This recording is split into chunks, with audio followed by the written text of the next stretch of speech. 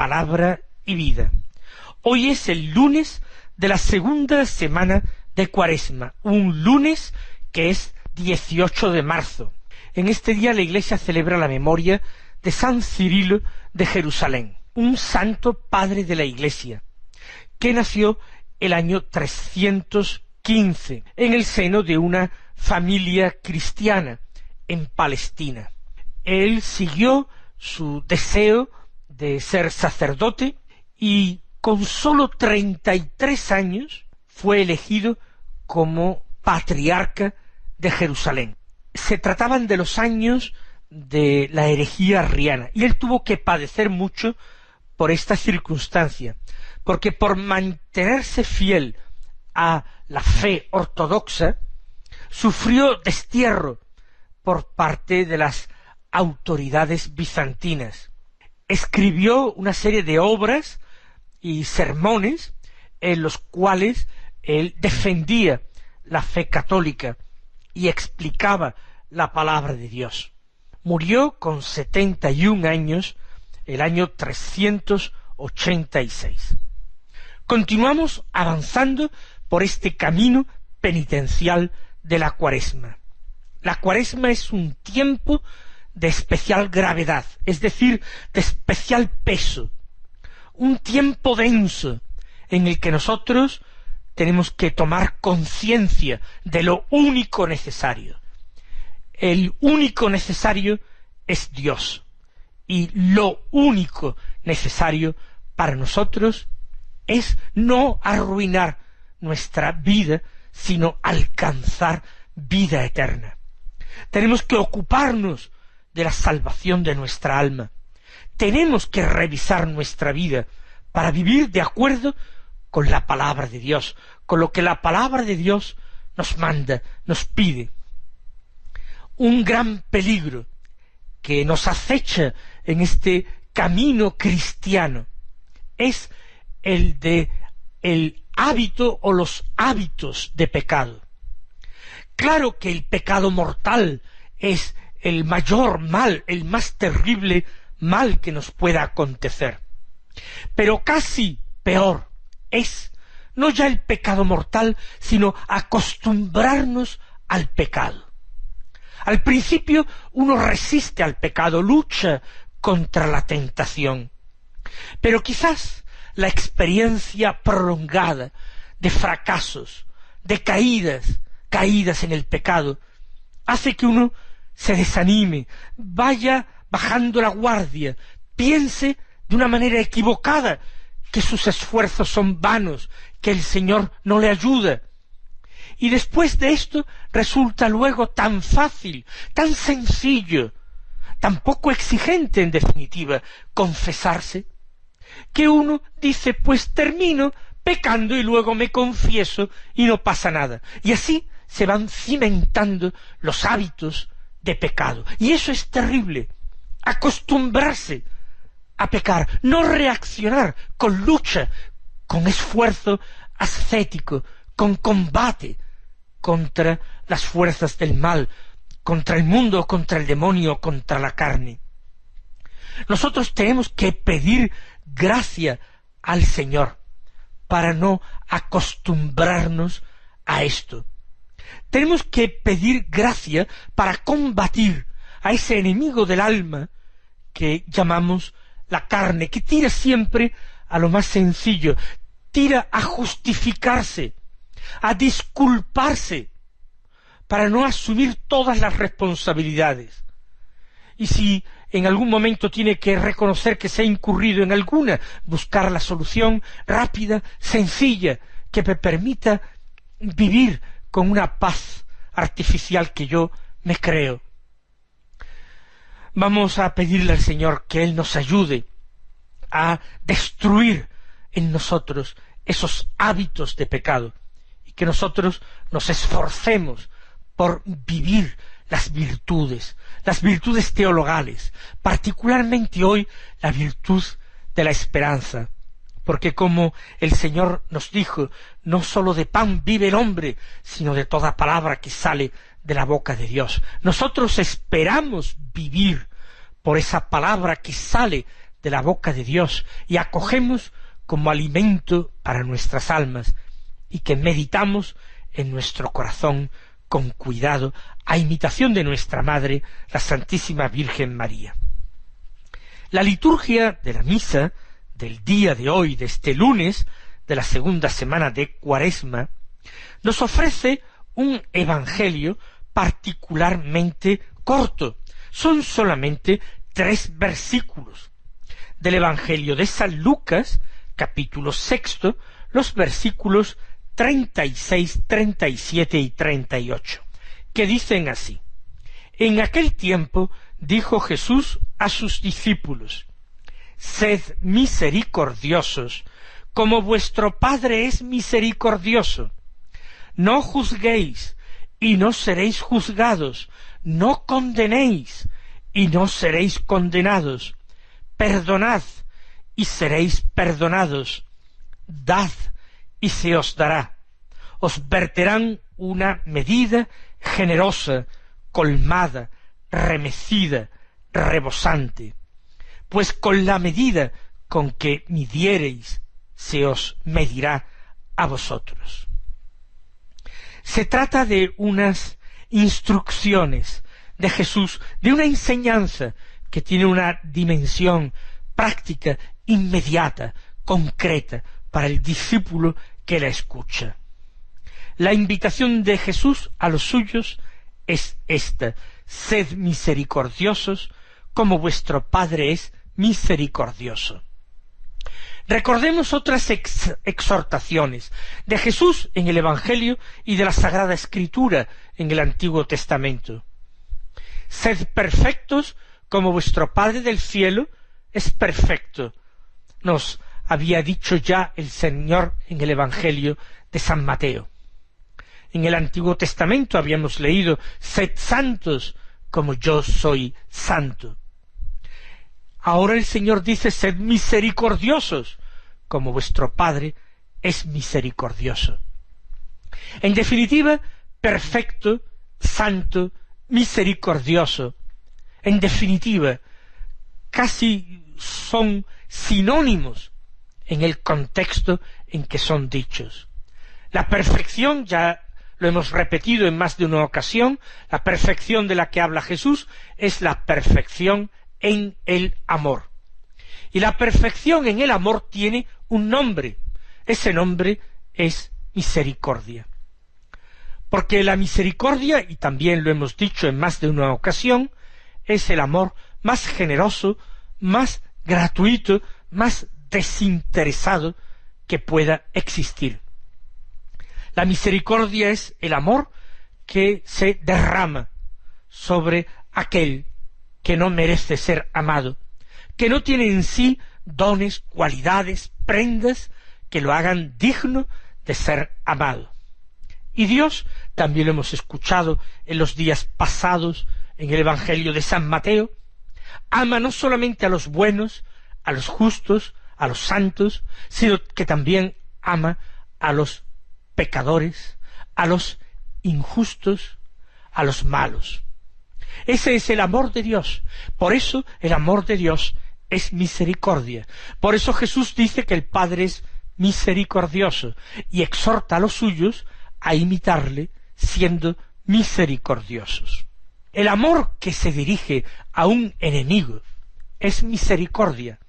Cuando Jesús nos dice: amad a vuestros enemigos, haced el bien a los que os odian, rezad por los que os persiguen, Jesús no está diciendo otra cosa sino: sed misericordiosos, porque el amor que se muestra en estas obras, en rezar por el que me persigue, en amar al enemigo, ese amor es misericordia. Se dirige a alguien que no se lo merece. Y el modelo, Jesús nunca lo rebaja. El nivel de exigencia de Jesús es máximo. Hay que imitar al Padre que está en el cielo. No es que nosotros tengamos fuerza en nosotros mismos para elevarnos a Dios. Nosotros no tenemos ni queremos construir una torre de Babel para ponernos a la misma altura altura de Dios, para alcanzarlo con nuestras propias fuerzas, con nuestro propio ingenio. No queremos eso, no lo pretendemos. Pero nosotros tenemos algo infinitamente más precioso y eficaz, algo que es un regalo de Dios. Nosotros tenemos la fuerza del Espíritu Santo, que nos hace aspirar amor hacia Dios. El Espíritu que grita en nosotros con gemidos inefables: Abba, Padre. Eso tenemos nosotros. Por eso podemos aspirar a ser misericordiosos, como nuestro Padre del cielo es misericordioso. Y sigue enseñándonos Jesús: no juzguéis y no seréis juzgados, no condenéis y no seréis condenados. Hay que explicar qué significa exactamente juzgar, porque hay un tipo de juicio intelectual, interior, que es imposible de tener, como no es posible de tener el pensamiento con nuestras propias fuerzas, un pensamiento que fluye constantemente.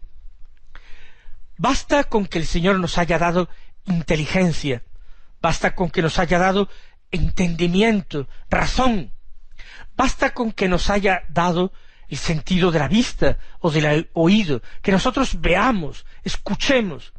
Inmediatamente los datos que nos ofrecen los sentidos los procesamos y emitimos un juicio. Por ejemplo, si hemos visto algo, podemos decir que nos gusta o que nos disgusta, que es bonito o feo. Si hemos oído algo, podemos decir si es verdad o mentira, o si es armonioso o estridente. Podemos decirlo, y todo eso es un juicio. Cuando vemos una obra buena, podemos decir es una obra buena, mientras que si vemos ejecutar una obra mala, decimos es una obra mala, o decimos esto que se ha hecho es una injusticia o un disparate. Todo eso son juicios, y esos juicios no son los que Jesús quiere evitar.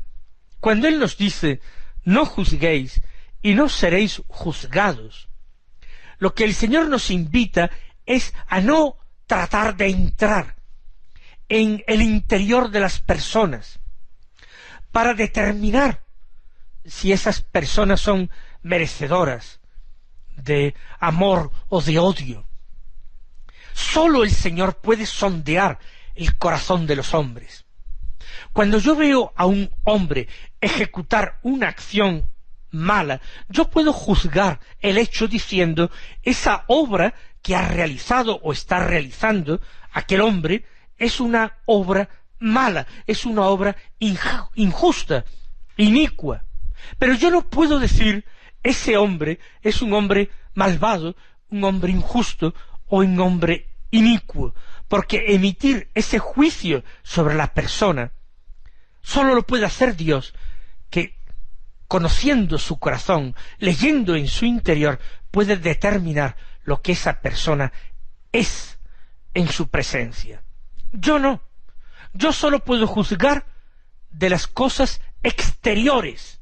No puedo juzgar sobre las intenciones. No puedo juzgar sobre las virtudes de los demás. Puedo juzgar la belleza o fealdad de algo. Puedo juzgar la justicia o injusticia de algo. Puedo juzgar, de nuevo lo repito, cosas exteriores. Pero la persona es un santuario de intimidad. Y yo allí no tengo derecho a entrar, no tengo medios de entrar por otra parte. Solo Dios puede juzgar. Si yo emito un juicio sobre una persona, ese juicio puede ser tremendamente injusto, porque está emitido en base a apariencias, no en base a realidades. Por eso Jesús nos dice, no juzguéis. Y de esta manera Él nos promete que no seremos juzgados por Él, a quien el Padre ha entregado la capacidad de juzgar. No juzguéis y no seréis juzgados. No condenéis y no seréis condenados. La condena es algo todavía más serio que el juicio. Aquí estamos hablando no de una condena judicial, que evidentemente los jueces de este mundo hacen bien en aplicar a partir de leyes justas, por supuesto. Pero cuando Jesús dice no condenéis, se está refiriendo a aquellos que no tenemos esa misión y que también con ligereza, con atrevimiento y sobre todo con mucha falta de amor y de prudencia emitimos. Esas críticas aceradas y a veces injustas que a veces afloran en conversaciones triviales, frívolas, en que el honor de las personas puede quedar seriamente perjudicado. Así pues, no hay que juzgar, no hay que condenar. Pero el Señor no se conforma con esto, en negativo, no juzgar, no condenar. Ahora el Señor empieza a decirnos en positivo lo que tenemos que hacer. Perdonad y seréis perdonados. Dad y se os dará. Las palabras de Jesús tan sencillas en este versículo del Evangelio de San Lucas son extremadamente consoladoras.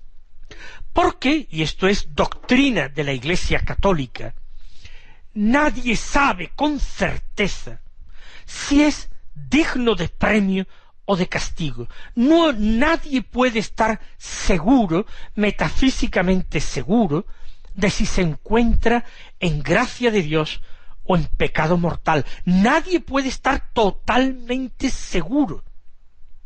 Así pues, nos queda una cierta dosis de inseguridad, de temor en presencia de Dios, ante quien nada queda escondido.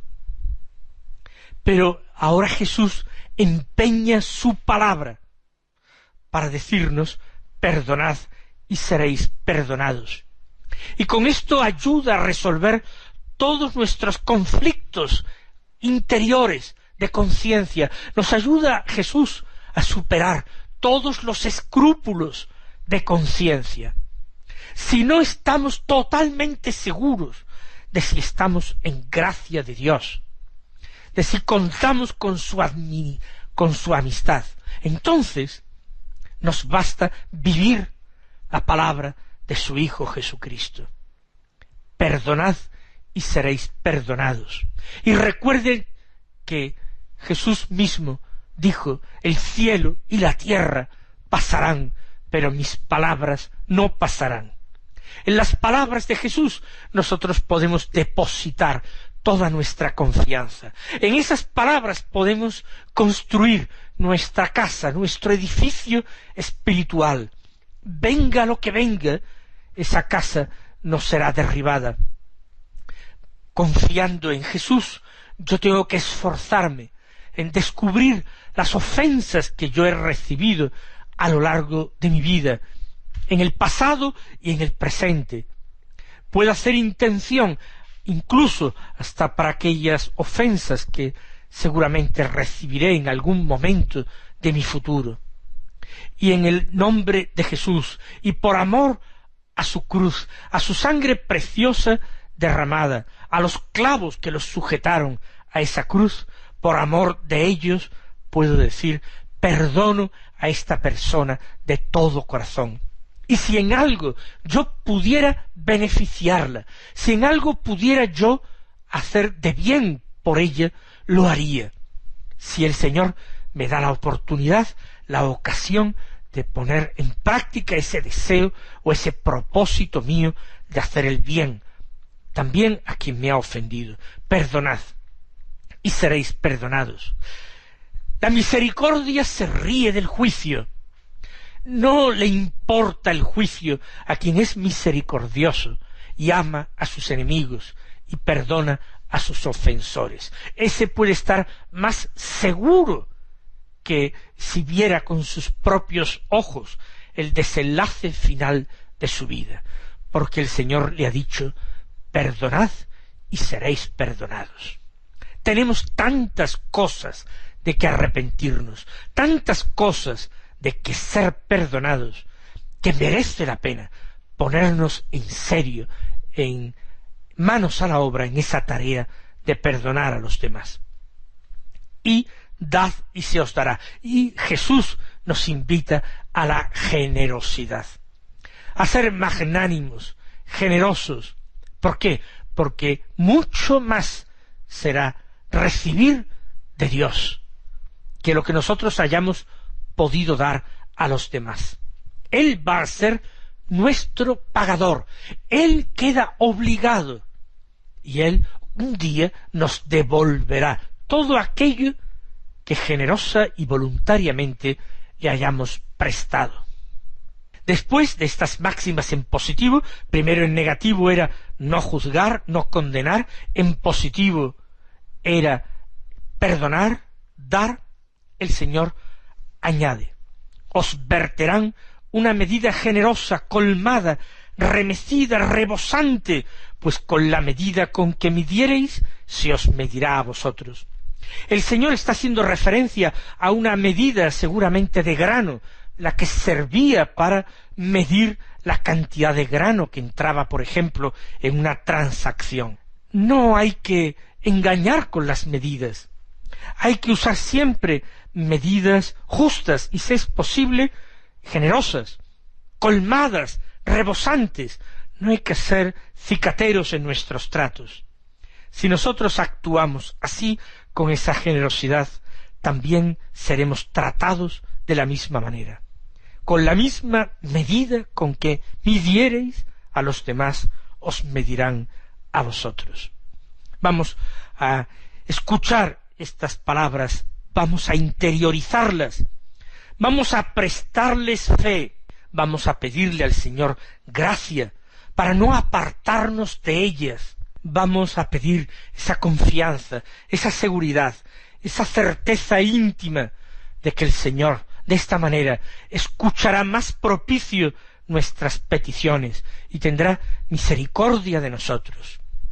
Mis queridos hermanos, que sigáis viviendo una santa y esforzada Cuaresma, que el Señor os colme de bendiciones y hasta mañana si Dios quiere.